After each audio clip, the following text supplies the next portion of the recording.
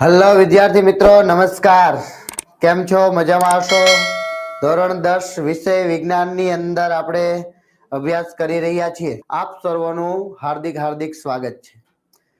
આપણે વાત કરી રહ્યા છીએ ચેપ્ટર નંબર 4 કાર્બન અને તેના સંયોજનો. એમાં પણ ખાસ અગત્યના ટોપિકો વિશે ગઈકાલે આપણે જોયું હતું કે કેવી રીતે બંધારણમાંથી ઇલેક્ટ્રોન બિંદુ નિરૂપણ દર્શાવી શકાય. એટલે કે જે સીધી શૃંખલામાં હોય એને ચક્રીય સંયોજનોમાં ફેરવવાના, એટલે કે પહેલો કાર્બન અને છેલ્લા કાર્બન બંને કાર્બનને જોડી દેવાના. એ 3 કાર્બન જોડાઈ શકે, 4 કાર્બન જોડાઈ શકે, 5 કાર્બન જોડાઈ શકે, 6 કાર્બન જોડાઈ શકે. આ કાર્બનો એકબીજા સાથે પહેલો અને છેલ્લો કાર્બન છે જોડાઈ ગયા બાદ એ જે બંધારણ બન્યું એને આધારે આપણે ઇલેક્ટ્રોન બિંદુ નિરૂપણ દર્શાવતા હતા. અને તમને બધાને ખૂબ સારી રીતે આવડી ગયો હશે. એક્ઝામની અંદર આવો પ્રશ્ન પૂછાઈ શકે છે. 1 માર્ક્સ થી લઈને 2 માર્ક્સ ની અંદર, સાદા સંયોજનોથી લઈને ચક્રીય સંયોજનો એટલે કે વલયાકાર વલયો, બરાબર છે, તો એવા સંયોજનોની અંદર ઇલેક્ટ્રોન બિંદુ નિરૂપણ પૂછાઈ શકે છે. આજના લેક્ચર વિશે પણ તમને ખ્યાલ જ હશે કે વિષમ પરમાણુ શું છે, ક્રિયાશીલ સમૂહ શું છે, એના વિશે આજે આપણે અભ્યાસ કરવાનો છે. ખૂબ અગત્યનો ટોપિક, કારણ કે રસાયણ વિજ્ઞાન એમાં ખાસ કરીને એક અગત્યનો ભાગ, તમે 11-12 સાયન્સની અંદર કદાચ એડમિશન લ્યો તો તમારે આ એનો પાયો છે, આ તમને આવડતું હોવું જ જોઈએ. તો વિષમ પરમાણુ શું છે, એનાથી શું ફાયદો થાય, આપણે એની કેવી રીતે જોડી શકીએ, કોની જગ્યાએ જોડાય છે, એ આપણે જોવાનું છે. એક લેક્ચર પહેલા આપણે આલ્કેન સંયોજનો, આલ્કિન સંયોજનો અને આલ્કાઇન સંયોજનો વિશે અભ્યાસ કરી ગયા હતા. એટલે કે સંતૃપ્ત સંયોજનો અને અસંતૃપ્ત સંયોજનો વિશે અભ્યાસ કરી ગયા હતા. તમને ખ્યાલ જ હશે, છતાં પણ ફરી વખત એની શરૂઆત કરીને આગળ વધીએ કે જો કાર્બન કાર્બન પરમાણુ વચ્ચે સિંગલ બંધ હોય, એક બંધ હોય, એકલો બંધ હોય, તો એવા સંયોજનોને આલ્કેન સંયોજનો એટલે કે સંતૃપ્ત સંયોજનો કહેવાય.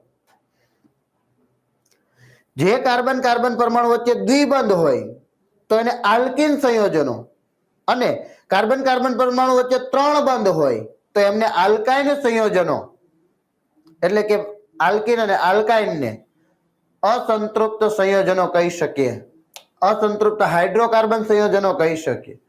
એનું કારણ પણ આપણે જોયું હતું કે હાઇડ્રોજનને ઉમેરવો છે તો જો વચ્ચે સિંગલ બંધ હોય તો કાર્બનની સંયોજકતા પૂરી થયેલી હોય, કાર્બન 4 જગ્યાએ જોડાઈ શકે. હવે એ વધારાનો હાઇડ્રોજન ઉમેરી નથી શકતો તો આપણે એને કહીએ ધરાઈ ગયો, સંતૃપ્ત થઈ ગયેલો છે. એવી જ રીતે જો દ્વિબંધ હોય અને હાઇડ્રોજન આપણે ઉમેરવા માંગીએ છીએ તો શું થશે, તો કે હાઇડ્રોજનને ઉમેરીએ ત્યારે પેલા દ્વિબંધ હોય એમાંથી એક બંધ તૂટી જાય એટલે સંયોજકતા ખાલી પડે, સંયોજકતા ખાલી પડે એટલે એની જગ્યાએ હાઇડ્રોજન ગોઠવાય. એવી જ રીતે 3 બંધ હોય તો 2 બંધ તૂટવાની શક્યતાઓ વધે. એક તો કાર્બન કાર્બન વચ્ચે રહેવાનો જ છે, 2 બંધ તૂટવાની શક્યતાઓ રહે, અને 2 બંધ તૂટે એટલે ત્યાં હાઇડ્રોજન ઉમેરી શકાય મતલબ અધૂરા હતા, ધરાઈ ગયેલા નહોતા, એટલે કે અસંતૃપ્ત હતા. પણ હવે આપણે ભણવાનું છે વિષમ પરમાણુ એટલે શું. વિષમ પરમાણુ તમને બધાને મિથેન અણુ વિશે ખ્યાલ છે. મિથેનને આપણે આવી રીતે લખીએ CH4 મિથેન. વિદ્યાર્થી મિત્રો, આમ તો 6 માર્ક્સ નું ચેપ્ટર છે આ, પણ 6 માર્ક્સ માંથી એક 4 માર્ક્સ નો પ્રશ્ન પૂછાય અને 2 1 માર્ક્સ ના પ્રશ્નો પૂછાય. એટલે ઓપ્શનમાં તો કોઈ સવાલ જ નથી, 2 પ્રશ્નો તો આમાંથી આવવાના જ છે અને એકદમ સહેલા પ્રશ્નો હોય. થોડુંક ધ્યાન આપી દઈએ એટલે આપણને એ પ્રશ્નો આવડી જ જાય. આપણને મિથેન એટલે CH4, આનું બંધારણ દોરવું હોય તો હું કઈક આવી રીતે દોરી શકું. કાર્બનની ફરતે 4 હાઇડ્રોજન હું આવી રીતે દર્શાવી શકું એટલે CH4 થઈ ગયું.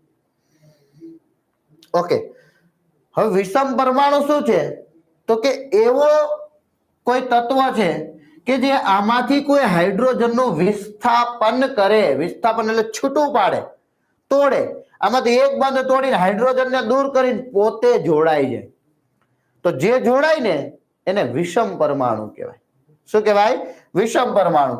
હાઇડ્રોકાર્બન શૃંખલામાં, ચલો આ એક કાર્બન વાળી લખી, હજી હું એક લખી દઉં. કાર્બન કાર્બન 2 કાર્બન, તમને બધાને ખ્યાલ છે કે એક કાર્બન 4 જગ્યાએ જોડાય, 1 2 3 4 ફરતી બાજુએ જોડી દીધું. અહીંયા પણ એમ 4 જગ્યાએ જોડાય તો 4 જગ્યાએ જોડી દીધું. તો હવે શું થઈ ગયું તો કે આ મિથેન છે, આ મિથેન. આને શું કહેવાય તો કે ઇથેન કહેવાય.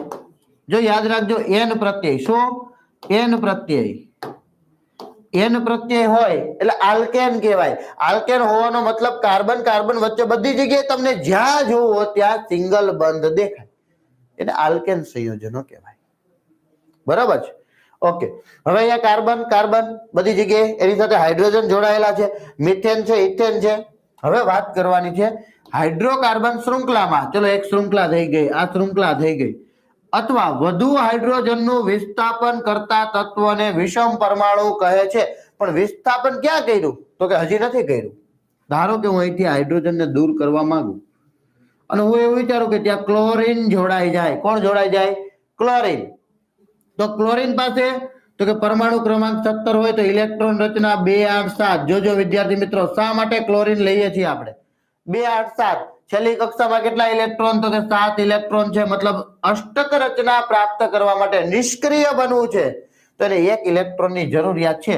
તો એ અહીંયા ઇલેક્ટ્રોનની સહિયારી ભાગીદારી કરી દે તો હાઇડ્રોજનનું વિસ્થાપન કરે, છૂટો પાડે. પહેલા ચેપ્ટરની અંદર આપણે જોઈ ગયા હતા, ત્રીજા ચેપ્ટરની અંદર આપણે જોઈ ગયા હતા થર્મિટ પ્રક્રિયાની અંદર વિસ્થાપન પ્રક્રિયા. શું થાય? આ હાઇડ્રોજનને છૂટો પાડે અને ક્લોરીન જોડાઈ જાય. જો આ હાઇડ્રોજન ગયો અને એની જગ્યાએ ક્લોરીન આવી જાય તો શું થઈ ગયું? CH3Cl. આવું કંઈક બંધારણ થઈ ગયું. જો અહીંયા હું લખું છું CH3Cl. કેમ તો કે આ CH3 અને પછી જોડાઈ ગયો, હાઇડ્રોજન ગયો, CH4 હતું, એક હાઇડ્રોજન ગયો, એની જગ્યાએ ક્લોરીન જોડાયો. આ ક્લોરીન જોડાયો એને કહેવાય વિષમ પરમાણુ. શું કહેવાય? વિષમ પરમાણુ. તો હાઇડ્રોકાર્બન શૃંખલામાં એક અથવા વધુ હાઇડ્રોજનનું, આ એક કાઢ્યો આપણે.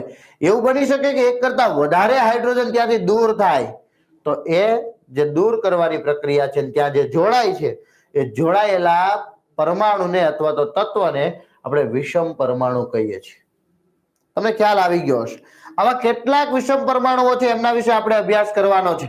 ખાસ યાદ રાખજો વિદ્યાર્થી મિત્રો, ઘણા બધા વિદ્યાર્થીઓ આપણી સાથે જોડાઈ ગયા છે. પોતાના મિત્રોને લિંક શેર કરી દેજો જેથી એ પણ આજના આ ખૂબ અગત્યના લેક્ચરની માહિતી મેળવી શકે, રિવિઝન કરી શકે, સમજી શકે. તો લિંક ઝડપથી શેર કરી દેજો. આપણે આગળ વધીએ વિષમ પરમાણુ તરફ કે વિષમ પરમાણુ દ્વારા હાઇડ્રોજનનું વિસ્થાપન. હાઇડ્રોજનનું વિસ્થાપન એટલે હાઇડ્રોજન છૂટો પડે થવા છતાં શૃંખલામાં કાર્બનની સંયોજકતા સંતોષાયેલી જ રહે છે. કેમ આવું કીધું? કાર્બનની સંયોજકતા સંતોષાયેલી જ રહે તો કે હાઇડ્રોજન ગયો, એક કાર્બન 4 જગ્યાએ જોડાય. આ ફિક્સ. એક કાર્બન 4 જગ્યાએ જોડાય. ચલો અહીંયા જ જુઓ, આ કાર્બન છે, 4 જગ્યાએ જોડાયેલો હતો હાઇડ્રોજન સાથે. આ હાઇડ્રોજન ગયો, કોણ આવ્યો? ક્લોરીન. ફરીથી 1 2 3 4, 4 જગ્યાએ તો જોડાયેલા જ છે. 4 જગ્યાએ જોડાયેલા? યસ, 4 જગ્યાએ જોડાયેલા છે. તો કાર્બનની સંયોજકતા કેવી રહે? સંતોષાયેલી જ રહે છે. એ તો 4 જગ્યાએ જોડાયેલો જ રહે છે. દાખલા તરીકે ક્લોરીન, બ્રોમિન, આ હેલોજન તત્વો કહેવાય. શું કહેવાય? યાદ રાખવાનું, હેલોજન. કોણ કોણ આવે? ફ્લોરિન આવે, ક્લોરીન આવે, બ્રોમિન આવે. આ હેલોજન કહેવાય. શું કહેવાય? હેલોજન તત્વો કહેવાય. 17મા સમૂહના ફ્લોરિન, ક્લોરીન, બ્રોમિન કે જેની છેલ્લી કક્ષામાં કેટલા ઇલેક્ટ્રોન છે તો કે 7 ઇલેક્ટ્રોન છે. એ 1 ઇલેક્ટ્રોન મેળવવા માંગતો હોય. શું કરતો હોય? 1 ઇલેક્ટ્રોન મેળવવા માંગતો હોય. Fluorine, chlorine, bromine. Fluorine, chlorine, bromine ક્યાં સમૂહના તત્વ? 17મા સમૂહના તત્વ. ક્યાં તત્વો તરીકે ઓળખાય? હેલોજન તત્વ તરીકે ઓળખાય છે, જે આ હાઇડ્રોજનને ખેંચીને એની જગ્યાએ જોડાવાનો પ્રયત્ન કરે. ક્લિયર છે? તો હાઇડ્રોજનનું વિસ્થાપન કરીને દૂર કરીને ત્યાં જે જોડાયો એને આપણે શું કીધું તો કે વિષમ પરમાણુ કીધું. શું કીધું? વિષમ પરમાણુ. જ્યારે આવો કોઈ વિષમ પરમાણુ ધારો કે અહીંથી હાઇડ્રોજનને દૂર કરે, આ હાઇડ્રોજન જાય અને એની જગ્યાએ કોઈ અન્ય પરમાણુ ધારો કે ક્લોરીન જોડાય છે તો આ ક્લોરીન અહીંયા જોડાઈ જાય. કાર્બનની સંયોજકતામાં કોઈ ફેરફાર થતો નથી. 1 2 3 4, 4 જગ્યાએ જોડાયેલો હોવો પડે. એ તો જોડાયેલો જ છે. બરાબર છે? આગળ ઓક્સિજન, નાઇટ્રોજન અને સલ્ફર તત્વો પણ જેમ જેમ આગળ વધશો તમે, જેમ જેમ આગળ વધશો એમ તમારા આ વિષમ પરમાણુઓ છે એમાં વધારો થતો જશે. અત્યારે આપણે હેલોજન ની વાત કરી, ઓક્સિજન આવશે, નાઇટ્રોજન આવશે, સલ્ફર આવશે, એમ આગળના ધોરણોમાં આવા વિષમ પરમાણુઓની સંખ્યામાં શું થતો જશે? વધારો થતો જશે. ઓકે, તો આ વિષમ પરમાણુઓ. હવે આવા ક્યાં ક્યાં વિષમ પરમાણુઓ છે એને એક નાનકડી ઝલક મેળવી લઈએ પછી આપણે આગળ વધશું. સૌ પ્રથમ હું લખું છું વિષમ પરમાણુ.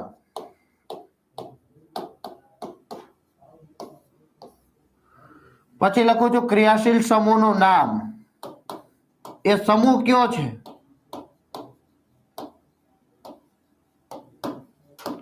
એ ક્રિયાશીલ સમૂહની સંજ્ઞા શું છે? શેના વડે દર્શાવી શકાય? પૂર્વક શું લાગશે અથવા તો પ્રત્યય શું લાગશે એ જોઈએ. અને એના ઉદાહરણો તો આપણે પછી જોવાના જ છીએ. આટલા ભાગ જોઈએ. ધારો કે વિષમ પરમાણુ તરીકે ફ્લોરિન, જો આગળ ડેશ નો મતલબ કોઈકને તોડીને છૂટો કરીને જોડાય છે, બરોબર છે, એટલે ફ્લોરિન. આગળ ડેશ નો મતલબ છે ક્લોરિન. હમણાં જ આપણે જોયું, શું જોયું?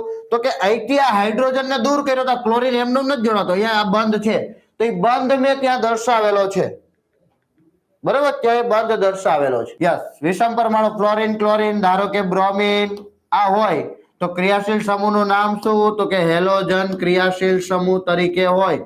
સંજ્ઞા શું? તો કે એક્સ. આગળ કોઈક સાથે જોડાવાનું છે એટલે આમ ડેશ કરીને એક્સ લખ્યું એનો મતલબ હેલોજન.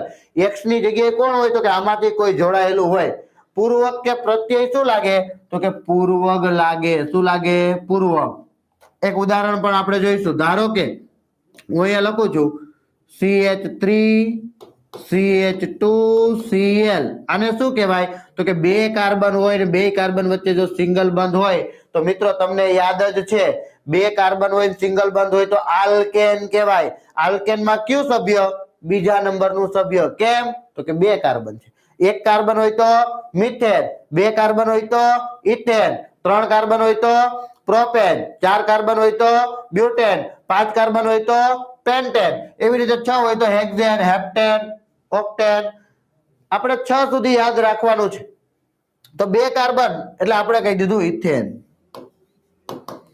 પણ અહીંયા પાછળ ક્લોરીન જોડાયેલો છે એનું શું કરવું? તો કે ક્લોરીન જોડાયેલો છે ત્યાં પૂર્વક લગાડવો. પૂર્વક એટલે શું? તો કે કોઈ નામની આગળ લગાડવામાં આવતો વધારાનો શબ્દ. કોઈ નામની આગળ વધારાનો શબ્દ લગાડવામાં આવે એને પૂર્વક કહેવાય. કોઈ નામની પાછળ લગાડવામાં આવતો શબ્દ એને પ્રત્યય કહેવાય. અહીંયા પૂર્વક લાગશે. શું લાગશે? તો કે ક્લોરીન છે તો આપણે આને કહીશું ક્લોરોઇથેન. શું કહીશું? ક્લોરોઇથેન. ક્લિયર છે? શું કહેવાય? ક્લોરોઇથેન. ઓકે, તો આ થઈ ગયું પૂર્વક. શું લાગ્યું? ક્લોરો. ત્યાર પછી ફ્લોરિન હોય તો ફ્લોરો.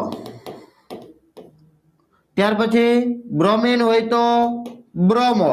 અને હજી એક આયોડિન હોય તો આયોડો તરીકે લખી શકાય છે. આગળ વાત કરીએ. ઓક્સિજન હોય, ઓક્સિજન, તો એમાંનું પહેલું કયું? તો કે આલ્કોહોલ. આમ તો સૌથી વધારે ઉત્સુકતા હોય એવું નામ આવે ને એટલે આલ્કોહોલ, બરાબર છે. એની આમ અંદરથી જ કઈક ફિલિંગ આવે. પણ આલ્કોહોલ છે એ એજ્યુકેશન માટે સારું છે, ભણી લેવાનું. આલ્કોહોલની સંજ્ઞા તો કે ડેશ કરીને OH, યાદ રાખવાનું, OH. અને બીજું હાઇડ્રોક્સિલ પણ કહેવાય, હાઇડ્રોક્સિલ સમૂહ અથવા તો આલ્કોહોલ સમૂહ. આના તરીકે ઓળખીએ છીએ આપણે, એટલે આ વધારે યાદ રાખવાનું, આલ્કોહોલ અથવા હાઇડ્રોક્સિલ. ઉદાહરણ જોઈએ. ધારો કે CH3OH. ચલો આવું જ છે, CH3OH. આપણે પ્રત્યયને પૂર્વક લાગે એ જોવાનું છે. CH3OH હોય તો કેટલા કાર્બન દેખાય છે? તો કે એક કાર્બન. એક કાર્બન હોય તો શું કહેવાય? મિથેન કહેવાય. શું કહેવાય? મિથેન. પણ હવે પ્રત્યયને પૂર્વક કયો લાગે એની વાત કરીએ. જો આ બધું છે એ પ્રત્યય પૂર્વક છે, આ પૂર્વક હતો. હવે અહીંયા પ્રત્યય લાગશે, પ્રત્યય લાગશે ઓલ. શું લાગશે? ઓલ. તો મિથેન ની પાછળ ઓલ લગાડીએ તો શું થાય? મિથેનોલ. શું થાય? મિથેનોલ. કયો પ્રત્યય લાગ્યો? ઓલ. પ્રત્યય મતલબ પાછળ લગાડવામાં આવતો શબ્દ. સૌથી અગત્યનો પ્રશ્ન, બોર્ડે જે નમૂનાનું પ્રશ્નપત્ર રજૂ કર્યું છે એની અંદર આવો કોઈ શબ્દ આપેલો હોય ને એમ કે એમાં કયો ક્રિયાશીલ સમૂહ છે, તો આના પરથી ખ્યાલ આવવું જોઈએ કે ઓલ ક્રિયાશીલ પ્રત્યય હોય તો એના પરથી ક્રિયાશીલ સમૂહ OH અને એનું નામ થાય આલ્કોહોલ. હવે આવા તો ઘણા બધા છે, તો બીજા ક્યાં? ધારો કે CHO. શું છે? CHO. આને અન્ય રીતે પણ લખી શકાય. હું અહીંયા અન્ય રીતે લખું છું. અથવા કાર્બન ઓક્સિજન હંમેશા દ્વિબંધથી જોડાયેલો હોય, અહીંયા H જોડાયેલો હોય, આ બંધ આમ ખાલી હોય ત્યાં હાઇડ્રોકાર્બન શૃંખલા જોડાય. વિદ્યાર્થી મિત્રો ખાસ યાદ રાખજો આ બંધારણ સૌથી વધારે ગૂંચવણમાં મૂકે એવું બંધારણ CHO. આપણને એમ થાય કે ઓક્સિજન છે એ અહીંયા કેમ આવી ગયો? તો CHO થી ભેગું છે અને એમાં ઓક્સિજન હંમેશા દ્વિબંધથી કાર્બન સાથે જોડાયેલો હોય. કાર્બનની સંયોજકતા કેટલી?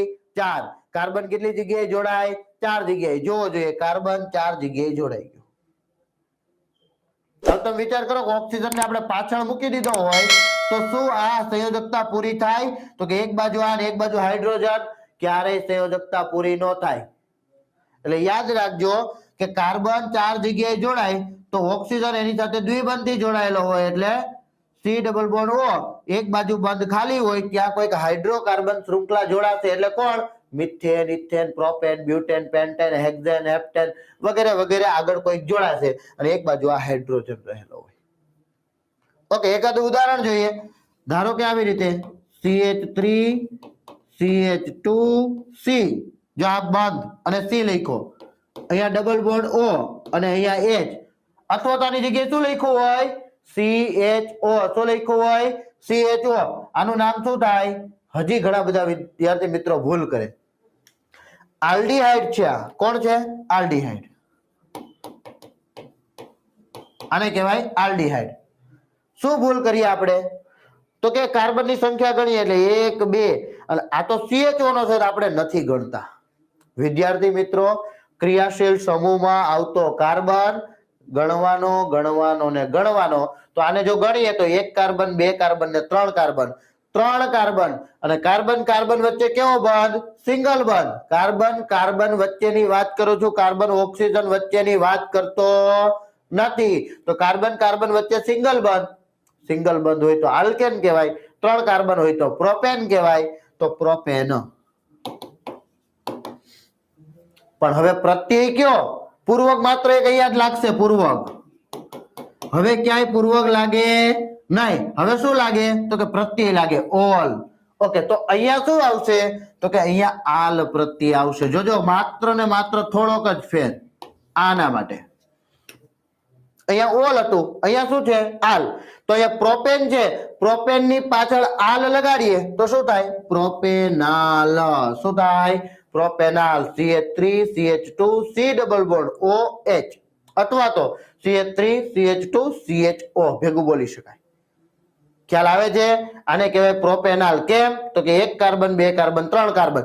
3 કાર્બનની સંખ્યા હોય તો પ્રોપેન કહેવાય. બધા જ વચ્ચે સિંગલ બંધ પણ પાછળ CHO મતલબ આલ પ્રત્યય એટલે પ્રોપેનાલ. ક્લિયર છે? ખાસ યાદ રાખજો ઓલ આલ. ક્યાં લાગ્યો ઓલ? તો કે આલ્કોહોલ. આમ તો આલ્કોહોલ બોલીએ ને તો એમ પાછળ ઓલ પ્રત્યય આવે. આલ્કોહોલ. બરોબર છે?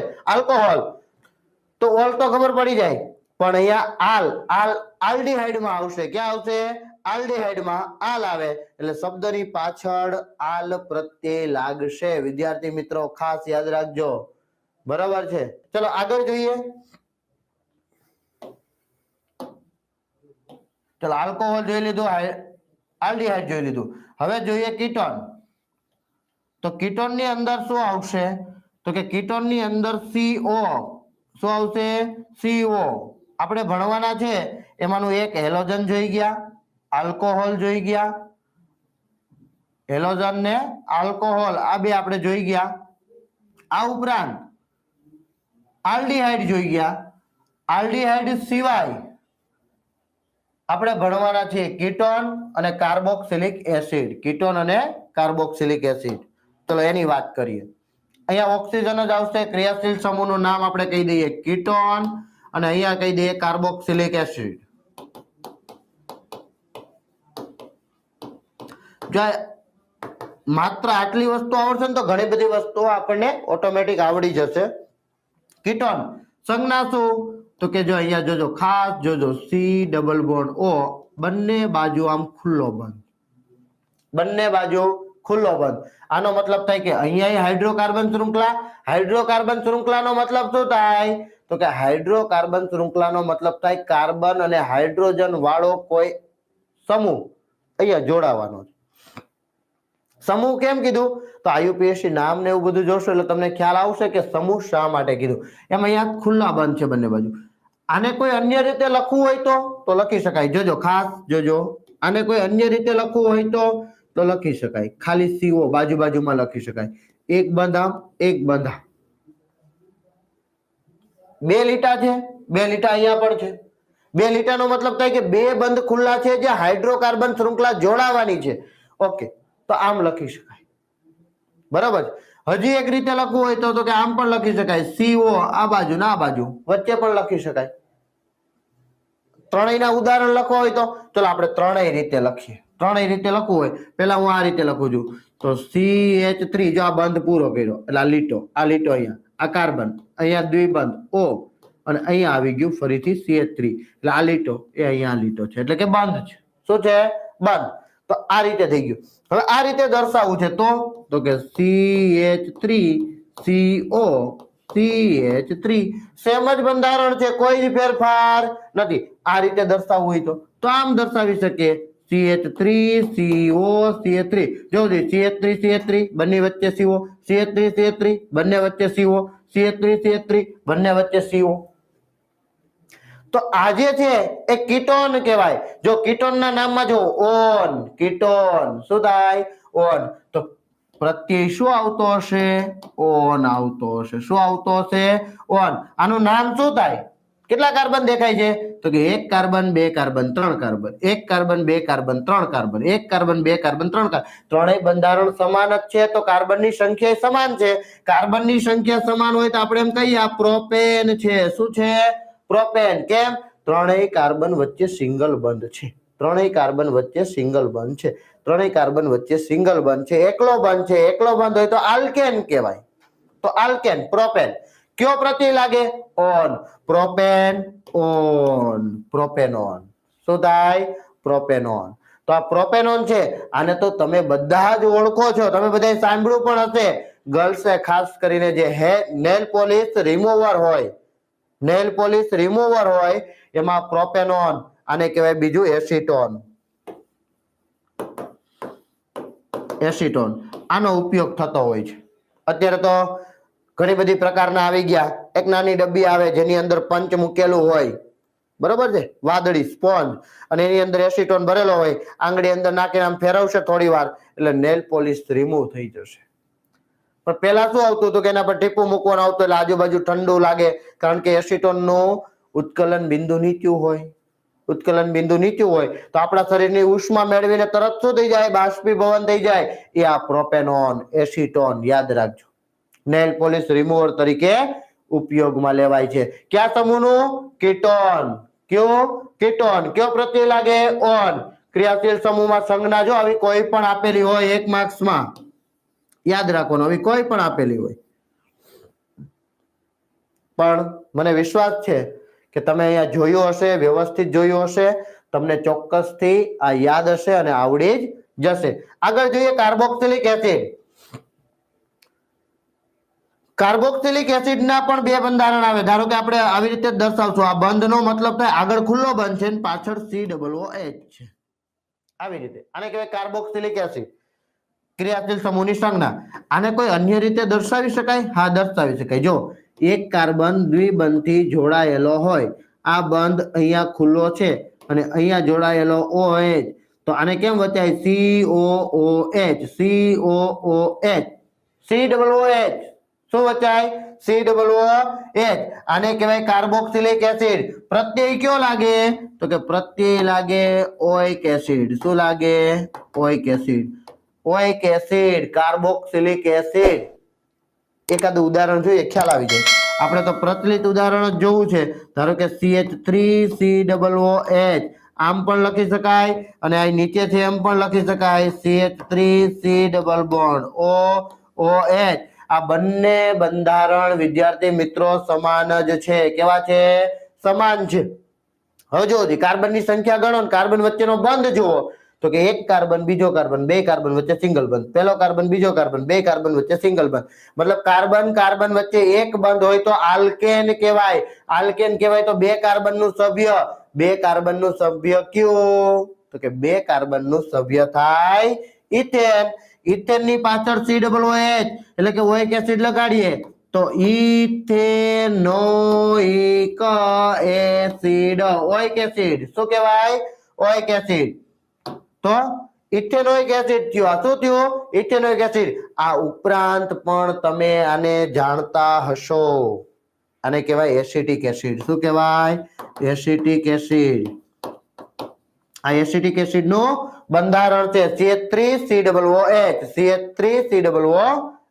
એસિટિક એસિડ અને ઇથેનોઇક એસિડ ક્યાં ઉપયોગ થાય? તો કે એસિટિક એસિડ નો ઉપયોગ થાય પ્રિઝર્વેટિવ. કોઈ વસ્તુને લાંબા સમય સુધી સાચવવી હોય તો એની અંદર આનો ઉપયોગ થાય છે એસિટિક એસિડ. આપણે કુલ ક્રિયાશીલ સમૂહ તો કેટલા ભણ્યા? તો કે પહેલો હેલોજન. હેલોજન મતલબ ફ્લોરિન, ક્લોરિન, બ્રોમિન, આયોડિન. આ જોડાય. કયો પૂર્વક લાગે? યાદ રાખજો, હું બોલ્યો પૂર્વક. કોઈ શબ્દની આગળ લગાડવામાં આવતો વધારાનો શબ્દ તો કે chloro, bromo, iodo, floor. Halogen કહેવાય. એની સંજ્ઞા X વડે દર્શાવવામાં આવે. આગળ વાત કરીએ. ત્યાર પછી આપણે ઓક્સિજન વાળા જોઈએ. પહેલું આલ્કોહોલ. OH ક્રિયાશીલ સમૂહ કયો આવશે? OH alcohol. એની અંદર કયો પ્રત્યય લાગે? આલ્કોહોલ. ઓલ પ્રત્યય લાગે. કયો લાગે? ઓલ પ્રત્યય. એનું પણ બંધારણ જોયું આપણે. તમને બધાને ખ્યાલ જ હશે મિથેનોલ, ઇથેનોલ. કારણ કે જે ગુજરાતની અંદર બંધ હોય એને તો લોકો બધું બહુ યાદ રાખતા હોય છે. તો એ થઈ ગયું મિથેનોલ, ઇથેનોલ, આલ્કોહોલ. ત્રીજું જોયું તો આપણે આલ્ડીહાઇડ. આલ મતલબ આલ પ્રત્યય લાગશે. તો એમાં આપણે જોયું કે બે કાર્બન હોય, ત્રણ કાર્બન હોય તો એક કાર્બનની પાછળ આલ પ્રત્યય લાગે. ધારો કે ઇથેનોલ, પ્રોપેનોલ, બ્યુટેનોલ, પેન્ટેનોલ, આલ્ડીહાઇડ હોય એમાં એવી રીતે આવશે. ત્યાર પછી જોયું કાર્બોક્સિલિક એસિડ. શું લાગે? ઓઇક એસિડ. ઓઇક acid CH3COOH. બે કાર્બન એટલે ઇથેન, ઇથેનોઇક એસિડ. એવી જ રીતે કીટોન હોય તો CO વચ્ચે આવે. આ યાદ રાખવાનું કે બંને બાજુએ ફરજિયાત કોઈને કોઈ સમૂહ જોડાયેલો હોય અને જોડાયેલો જ હોય છે.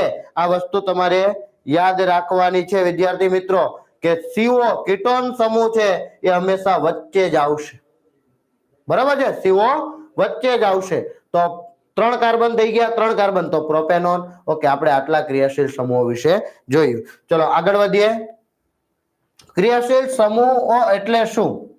તો વિષમ પરમાણુ અને તેમને સમાવતા સમૂહો કે જે સંયોજનોને વિશિષ્ટ ગુણધર્મો આપે છે, જે કાર્બન શૃંખલાની લંબાઈ અને સ્વભાવ પર આધારિત નથી, તેમને ક્રિયાશીલ સમૂહો કહે છે.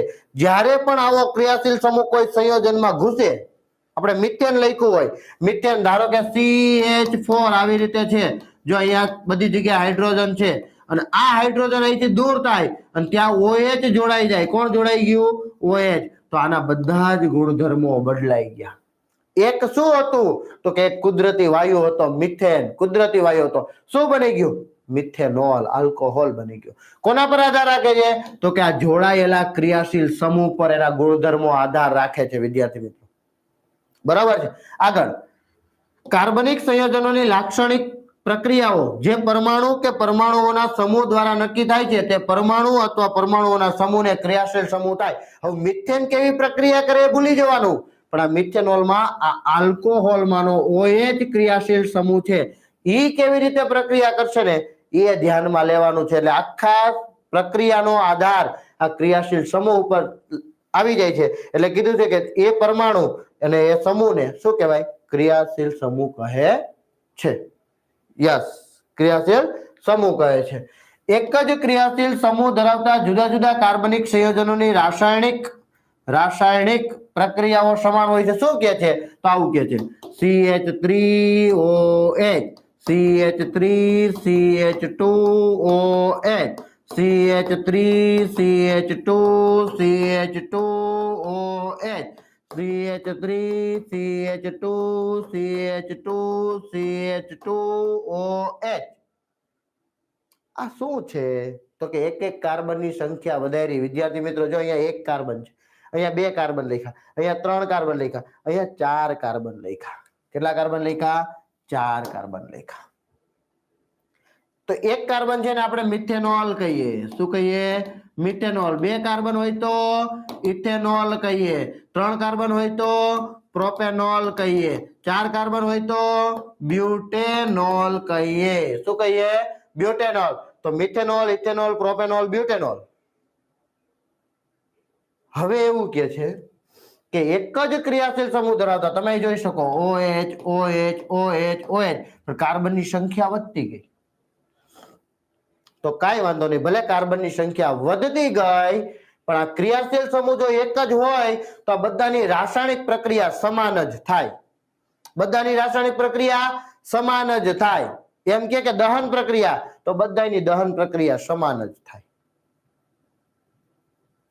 ખ્યાલ આવે છે વિદ્યાર્થી મિત્રો કે એક જ ક્રિયાશીલ સમૂહ હોય ત્યારે હંમેશા એની રાસાયણિક પ્રક્રિયાઓ કેવી થતી હોય? સમાન જ થતી હોય છે.